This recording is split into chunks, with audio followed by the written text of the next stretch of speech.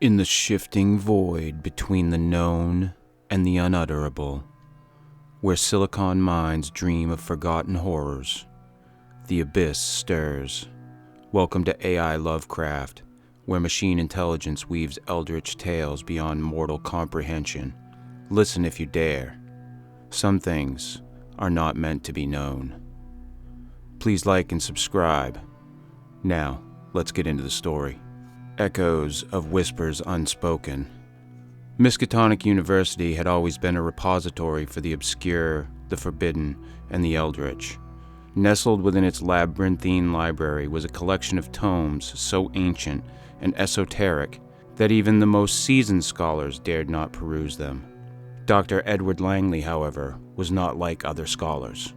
Langley was a professor of ancient languages, obsessed with phonetic systems that had been lost to time. His research centered on the idea that some languages had not simply been forgotten, but had been deliberately erased, as if their existence threatened reality itself. When a colleague, Professor Nathaniel Chambers, presented him with a newly recovered fragment of the Necronomicon, Langley felt the weight of history press upon his chest. This was discovered in a monastery in Romania, Chambers explained, his voice tinged with trepidation. No one knows how it got there, or why it was hidden so carefully, but I thought you might find the linguistic structure intriguing. Langley took the brittle parchment and ran his fingers over the cryptic symbols. The incantations on the page were unlike anything he'd ever seen. They defied phonetic logic, their structures seemingly designed to contort the very act of speech. As he traced the glyphs, an unsettling realization dawned upon him. These were not meant to be merely read. They were meant to be spoken. And yet no human tongue should be capable of forming these sounds. Langley immersed himself in the study of the fragment, poring over phonetic comparisons, drawing on ancient linguistic techniques, and even utilizing spectral analysis to uncover the missing morphemes. The more he studied, the more he realized that the incantations were not merely sounds.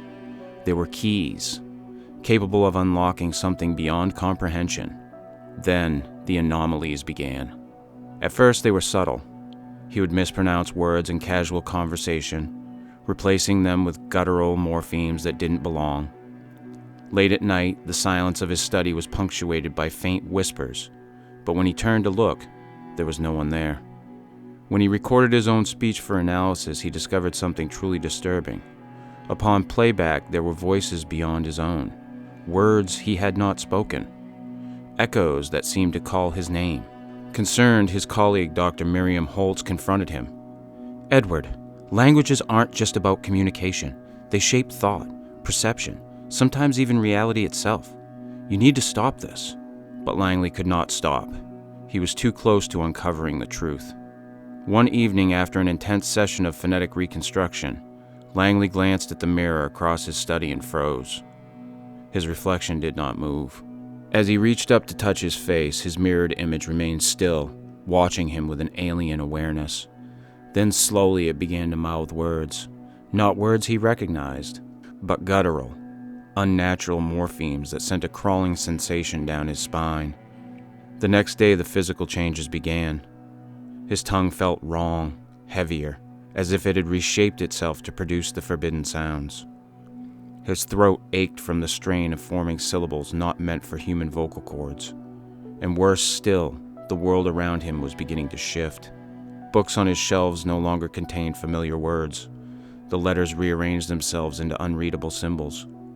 The hallways of Miskatonic twisted when he wasn't looking, leading him to rooms that should not exist. Conversations around him became incomprehensible, spoken in languages that had never existed. Miriam found him feverishly scrawling symbols onto his office walls, muttering the incantation with a voice that was no longer entirely his own. "Edward, you have to stop this," she pleaded, but even as she spoke, her words warped, bending mid-sentence as if reality itself was rewriting them. The night Langley perfected the incantation was the night reality unraveled. As he pronounced the final syllable, the very walls of his study began to ripple like liquid flesh. Time itself buckled.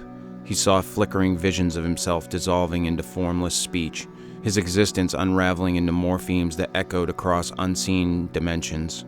From the darkness beyond reality, voices whispered his name. Miriam burst into the room just as the final words left his lips. She lunged at him, desperate to stop the unraveling, but it was too late. Langley was no longer speaking. The incantation was speaking through him.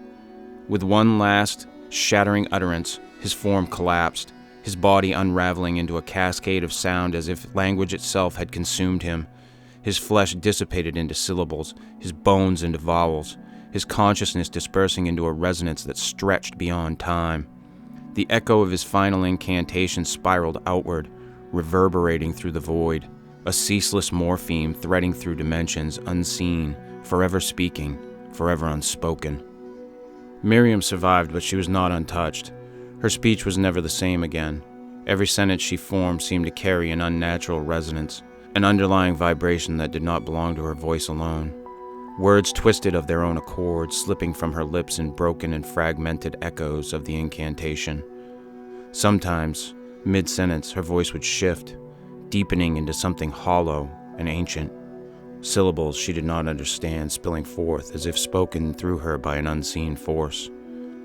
Conversations became a struggle, as if the language she once knew was being rewritten in real time, her mind forced to navigate an ever-changing lexicon of eldritch corruption. And Langley's voice never truly disappeared. At night, the halls of Miskatonic still carried his whispers. The recording of his pronunciation, though locked away, continued to play on its own, even when turned off.